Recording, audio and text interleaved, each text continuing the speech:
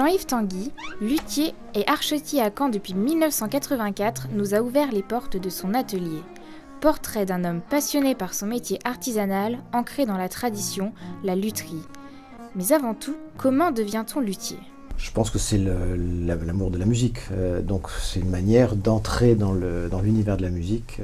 On peut devenir musicien, on peut devenir ingénieur du son et on peut aborder ce métier, cet univers par la fabrication des instruments. D'accord. Et donc après, pourquoi on devient luthier ? C'est parce qu'on aime bien aussi fabriquer de ses propres mains, on aime bien le travail manuel, le travail du bois. Il y a tout un univers quand on est adolescent qui peut faire rêver. Le luthier tel qu'on le conçoit, c'est la personne qui fabrique, qui répare, qui entretient les instruments du quatuor à cordes, donc de la famille du violon, alto, violoncelle, contrebasse, les archets. Sachant qu'après les archets, il y a un métier spécifique qui est le métier d'archetier. L'archetier, c'est celui qui fabrique les archets. Donc c'est une partie un peu spécifique de la branche.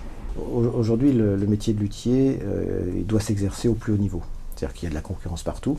À la fois en France, on est maintenant suffisamment nombreux, mais aussi au niveau international. Donc ne subsistent que ceux qui sont vraiment, au top. Et là, ça demande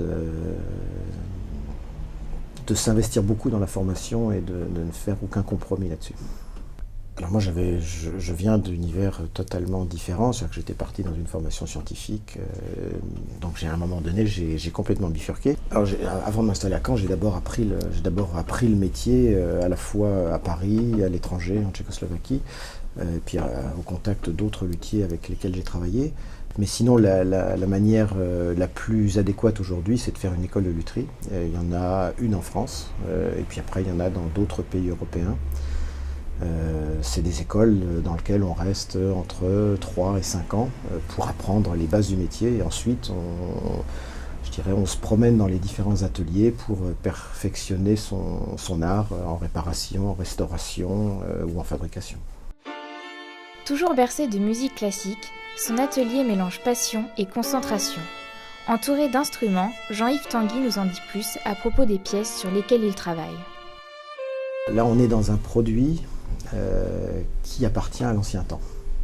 Le violon, c'est quelque chose qui a été conçu au XVIe siècle. Ce qu'on va rencontrer le plus souvent, c'est des instruments du XVIIIe siècle, XIXe siècle et début du siècle du XXe siècle, sachant que la France, et notamment la ville de Mirecourt, était un des centres de production international très important. Donc la création dans notre domaine, c'est de mettre sa patte, son esprit, sa personnalité dans un objet, mais qui appartient à une autre, pas civilisation, mais enfin un autre monde de pensée. Et il se trouve que cet instrument-là a toujours été utilisé dans la musique et qu'il convient encore à la musique, y compris la musique la plus contemporaine. Les compositeurs écrivent encore pour le violon. Un instrument, la fabrication d'instruments d'un violon, on va dire, c'est environ 200 heures de travail. Donc c'est un bon mois de travail. Alors c'est des petites choses, c'est la manière de faire les têtes, des petits détails pour faire les onglets, la manière de rouler les bords, le style de voûte, la manière dont le vernis va être... On a tous la même recette de vernis presque, j'exagère, mais le violon, on a tous la même recette, mais on ne fait pas tous le même pot-au-feu avec. C'est un petit peu de cet ordre-là. Dans la fabrication, il y a la conception, il y a le vernissage, il y a le montage, il y a le réglage avec le musicien. Enfin, il y a des tas de choses qui peuvent prendre du temps et qui sont. La construction elle-même, dans un mois, on fait même un peu moins d'un mois, on fabrique un violon de A à Z, de la planche jusqu'à l'instrument prêt à être essayé par le musicien. Alors, on travaille les bois traditionnels de la lutherie, qui n'ont pas changé, c'est-à-dire pour le violon et les instruments de la famille du quatuor, on est dans l'épicéa et l'érable. Alors c'est tous les bois que vous pouvez voir autour de vous dans l'atelier.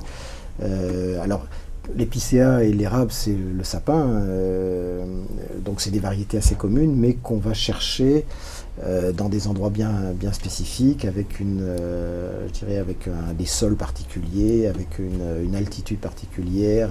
On cherche après nous les qualités acoustiques de ces essences simples, donc ça devient effectivement du bois de luxe. Donc on a un problème de matière première qui va devenir extrêmement important dans les quelques dizaines d'années qui viennent. Alors, on est musicien parce qu'on travaille sur le son. Alors, on n'est pas forcément technicien des instruments qu'on fabrique. Enfin, il y a des luthiers qui sont de très bons violonistes ou de bons violoncellistes. Moi, je préfère le chant. Mais on est musicien parce que voilà, on doit avoir une oreille et on travaille sur la matière musicale et on doit être en sympathie et en compréhension avec le musicien, puisqu'on travaille sur son outil et on a besoin vraiment à la fois de comprendre le musicien, comprendre son besoin, comprendre sa gêne par rapport à un problème sur son instrument, et donc d'être vraiment dans la matière musicale. Ce qui nous intéresse, nous luthiers, d'aujourd'hui, c'est vraiment le rapport avec le musicien, autant que l'objet lui-même.